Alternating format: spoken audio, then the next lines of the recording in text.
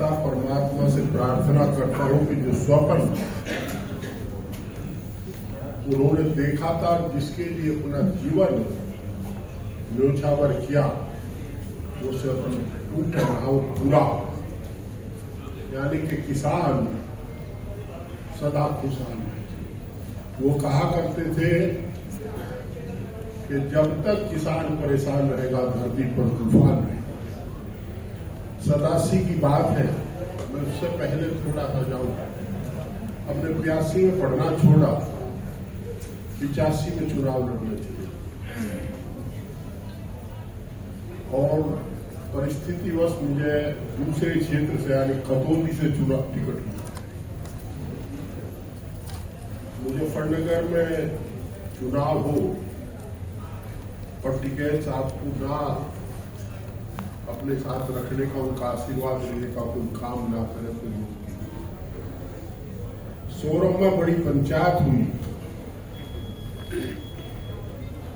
और उन्होंने हंस करके आशीर्वाद मुझे दिया और ये कहा कि वह मलिक आशीर्वाद तो दे रहा हूं, उसे कहीं नदी बना देगी। और मैंने देखा 90 गांव उस समय हमारे क्षेत्र में हुआ। 29 गांव में उन्होंने कहा था कि प्रचार बनाइए और आप ताज्जुब करोगे, लोग तो एसी गाड़ी पूछते हैं संजय जी, पैदल चल करके उस व्यक्ति ने प्रचार किया। 29 गांव ने मुझे 22,500 से जिताया और खतौली, शाहपुर सहित 61 गांव और कस्बों की हार पूरी। वो चौधरी महेंद्र सिंह टिकैत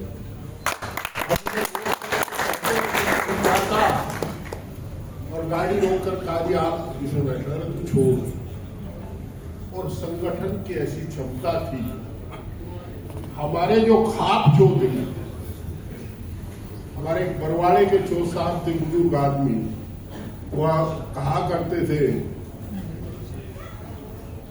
अपने गांव के खंबे को, चौधरी के पास पकड़ना नहीं तो तब कोई गड्डी घुस नहीं देता था। ऐसा संगठन उन्होंने बनाया जो पुराना संगठन था उसको जीवित करने का था। बिजली के बिल बढ़े उत्तर प्रदेश में, वीर बहादुर सिंह साहब की सरकार थी। आदरणीय स्वर्गीय श्री मुलायम सिंह यादव जी ने विधानमंडल दल की बैठक में कहा कि संघर्ष की 86 आंदोलन करेंगे। हम पॉलिटिकल पार्टी ज्ञापन देकर के बैठ गई और किसान की लड़ाई लड़ने का जज्बा होता रहा, दुर्भाग्य रहा, पार्टी टूटी। और इसी बीच में चौधरी साहब ने पुराना संगठन लेकर पुराने हड़ पाते थे, खेती शुरू कर। ये ओमपाल सिंह तबकी साहब को देख रहा हूं। भाई राजकुमार भाटी जी ने सही कहा, उनके आंदोलन में राज सिंह त्यागी भी रहता था तो गुलाम मोहम्मद जोड़ा भी रहता। ठाकुर बूढ़ा, क्या बारू सिंह है उसका नाम, क्या है जो कबरा साहब, बाबा घासीराम भी रहता।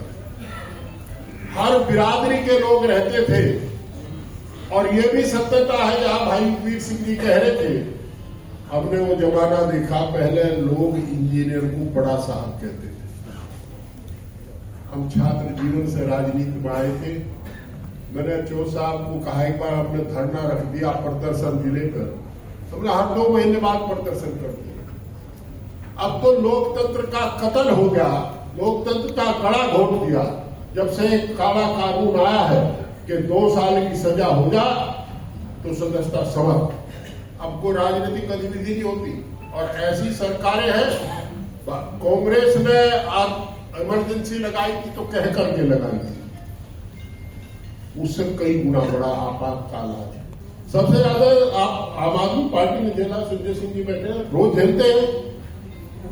तो मुझे कहते हैं हरिंदर करे तो है, पर कभी प्राण पे कूदते ना खा जा, पुलिस लाठी लेकर आओगे भाग जागे। अजी मैं ऐसा नहीं बोलेगा।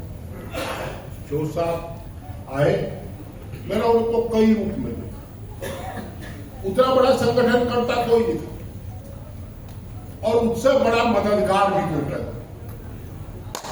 किसके साथ इसके साथ चौधरी महेंद्र सिंह टिकैत खड़े हुए। चुनाव की छोड़िए, पंकज मेरा सुपुत्र एमएलए बना 2007 में, उसका 7 में झगड़ा हो गया। आदरणीय बहन जी का राज था और बहन जी बुलडोजर फेर देती, पहला बुलडोजर बहन जी ने सहारनपुर फेरा। हमने सोचा यार तू अगर सिसोली गया तो तुझे लोग कहेंगे अब बोल दिए बीज डांटते भी। मैं एमएलए बड़ा में जाता था, वो सीधे सच्चे किसान थे। कई बार मुझे कह देते तू घर बैठ खाना खा, तो क्या खेत में कट्टा खाद गिरिया हूं और फिर देवी पे बैठेंगे बात करेंगे। देवी मंदिर इनके घर में खाना वक्त पर खाना और आओ भगत की कभी कमी नहीं रही। 85 से मैं देख रहा हूं। मैं सिसोली के घर खाता था, क्योंकि 15 दिन में एक बार सिसोली जाकर के हम देवी मंदिर पर बैठते थे। सौरभ एक बार जाते थे, तो उस समय खाना दोपहर का वहां खाना ही होता था, चाहे कुछ भी हो। कच्चे चूल्हे में रोटी बनती थी। तो हमारी बहन ने क्या उसकी आग को रेड कर दी। तो और आज भी इस परिवार की 3 पीढ़ी किसान की लड़ाई। पंकज का झगड़ा हुआ, मैंने हरपाल सिंह प्रधान थे मोहनपुर के, वो भेज दिए। महाचो साहब की राय, वो जाकर बैठ के कुछ हमारे विरोधी, हमारे मित्र लोग जो विरोधी थे वो तैयार होते, जो भाषण देते थे कि कानून अपना काम करेगा। ये तो पिता पुत्र गुंडे ही करते, हम दूसरा काम ही नहीं करते। तो हरपाल सिंह सुन बैठे रहे। चो साहब ने साहब को पूछा, हाँ भाई हरपाल बता कैसा आता? कि चो साहब ने तो वैसे ही नमस्ते कर रहा था, चलो नमस्ते करियो। कहना मैं जानू लगेंगे, मैं तुझे जानू तू क्यों आया था? मैं बिचारे के साथ और बड़ी मजबूती के साथ कहा, जब तक महेंद्र टिकैत जिंदा है, महेंद्र जिंदा है, उस लड़के के कोई हाथ नहीं लगा पाए। और अगले दिन सबसे पहले आकर के स्टेज पर बैठे। हमें नहीं पता भीड़ कैसे इकट्ठी करी। इन्होंने अपने सिस्टम से खाप के द्वारा, अपने संगठन के द्वारा 1 लाख आदमी गवर्नमेंट कॉलेज के मैदान में। और वीर सिंह जी, अगर मैं झूठ नहीं बोल रहा तो शायद वो उस साल सबसे ठंडा दिन था। और रात को 11 बजे के बाद जब अधिकारी ने नहीं सुना तो अपनी खाट ट्रोली के नीचे कर ली। मैं और प्रोफेसर किरणपाल सिंह जी, वीरेंद्र सिंह जी, हमें कहने के बाद तब भी कहीं को लौट लो, बताइए हम क्या करें। और जब लोग प्रशासन को लगा कि अब चौ साहब ने खाट बिछा ली, अब मांग की सूची बढ़ेगी, तो तुरंत लखनऊ से डीएम को सोनार जाकर के जैसे धंधे को समाप्त करो। उनका अपना हम आज भी याद करते हैं। हमने 2013 का बदरुमा दाग दंगे का देखा है। हम डंके की चोट कहते हैं, अगर वो महात्मा जिंदा होते तो मुजफ्फरनगर में कभी कॉमन राइट ना होता।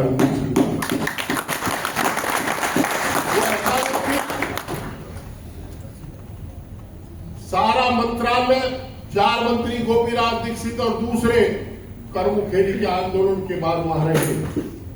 आंदोलन था बवाल था। सिसोली से एक आदमी सीधा किसान जो खेत में हल चला करके आया, ही खोद करके आया, वो उठ करके चल दिया। लोगों का विश्वास देखिए, उसके पीछे चले गए। 4 बैरिकेडिंग थे, चारों तोड़ करके आगे चले गए और शहादत के बाद भी 1 मिनट के लिए नहीं। ऐसा नेतृत्व कम मिलता है और इतने त्यागी भी कम मिलते हैं।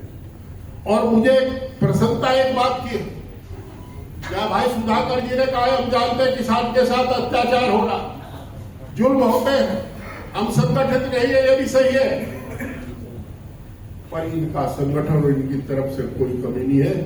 जिस दिन दिल्ली बॉर्डर पर राकेश के भाई साथ झगड़ा होता, इस परिवार के 5 व्यक्ति वहां 5 प्राणी थे जिसकी चर्चा भाटी जी ने भी की। जब एक विधायक सरकार के इशारे पर राकेश के प्राणों की आहुति करना चाहता था, प्राण लीला की समाप्त करना चाहता था, उस समय इस परिवार के 5 आदमी थे। आज भी ये परिवार 3 पीढ़ी लगातार किसान की लड़ाई लड़ रहे, उसी बात को लेकर के चल रहे हैं। और ये भी सच है कि आज उत्तर भारत का किसान ये बात डंके की चोट कहता है कि चाहे सर छोटू राम, चाहे चौधरी चरण सिंह हो, उनकी बात को आगे बढ़ाने का काम तो सच्चे पक्के चरण सिंहवादी चौधरी महेंद्र सिंह टिकैत ने किया, जो सादगी के साथ किसान की बात लेकर के और जिसका कभी अहंकार नहीं आया। हमने बहुत उतार चढ़ाव दे, हम फतेहपुर जेल में मिलने गए इनसे, समाजवादी सरकार थी, वहां गए तो जितने हम एमएलए और मंत्री गए थे सबको बड़े प्यार से बैठाया। हम लोगों ने, हमें लगा बात करके कि शायद मान जाएंगे, पर जब बात आई नीति की तो बोर्ड ने कहा कि एक कदम भी पीछे नहीं रखूंगा, जो कह दिया वो कह दिया, हटने की बात नहीं, समझौता मेरा नहीं है, समस्या मेरी नहीं है, समस्या बेबोल के किसान। और आप पत्रकार और छायाकार साथी बैठे, यूनियन तो कोई भी चला, अनऑर्गेनाइज सेक्टर को इकट्ठा करना, जहां पूर्ववर्ती सरकारों ने जाति के नाम पर, धर्म के नाम पर किसान को बांट करके रख दिया, जितनी जाति और धर्म किसान के बंटवारा किया, इतना किसी का नहीं किया। वहां इकट्ठा करना, सबको साथ लेकर के चलना, ये कोई महान आत्मा ही कर सकते। वैसे एक बात कहकर के अपनी बात समाप्त करता हूं। जब मैं इनके यहां जाता था तो जो इनकी माता जी थी 4 साल, दादी जी कहते थे, उनके पास बैठ जाती है और जो वो बात करती थी तो एक बात अक्सर कहा करती थी कि हरिंदर, मेरा महेंद्र राजा है। घराने का तो राजा भी थे, किसान के राजा थे, अपनी इच्छा शक्ति के राजा थे, इसमें कोई अतिशयोक्ति नहीं। और माँ का आशीर्वाद, बाप का आशीर्वाद सदा फलीभूत होता है। उन्होंने इतना बड़ा पुण्य का काम किया, इतना कम लोगों ने किया होगा। बेबोलते किसान को जुबान देने का काम किया और धड़ल्ले से उसे अपनी बात रखने का काम किया। मैं पुनः इस विश्वास के साथ कि परमपिता परमात्मा उनकी तपस्या को ध्यान में रख करके इस परिवार को शक्ति देगा कि हम लोगों को फिर एकजुटता माला में पहना करके रखने का काम करे, किसान को एक रखने का काम करे। और जो संघर्ष जो महेंद्र सिंह टिकैत ने किया था, शुरू किया था, उसका नेतृत्व करते रहे और किसान अपने सम्मान की, अपने आन बान की लड़ाई लड़ता रहेगा। हमें सरकार से कोई उम्मीद न थी न है। अंतर जरूर है कि भाई डरते